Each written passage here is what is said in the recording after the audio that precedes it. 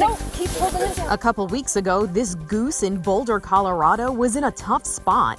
It was found with an arrow in its head.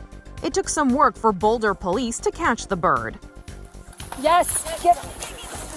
Oh, crap. No. Ultimately, they were successful and were able to snip off the ends of the arrow. Nice. The rest of the arrow was removed.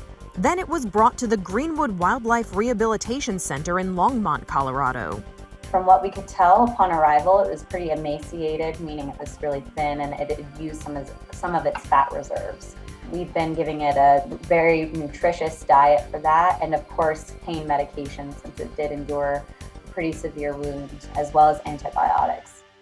Veterinarians there treated the goose. They fed it, gave it medication, and helped nurse it back to health. Its attention the goose probably did not enjoy.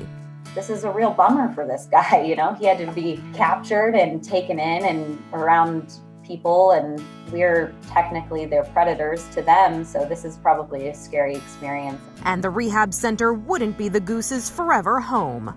We don't like to keep them for too long, so when it's ready to go, we're pushing it back out there within a 10-mile radius of where it was found.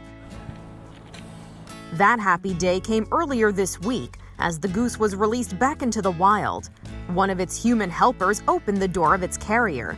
The goose stepped out and looked around, perhaps unable to believe it was free. Then it walked into the water and swam for a moment before spreading its wings and flying off into the clear blue Colorado sky. This is a good lesson to teach your kids that all wildlife are great and worth saving and worth having their lives. This is Inside Edition Digital.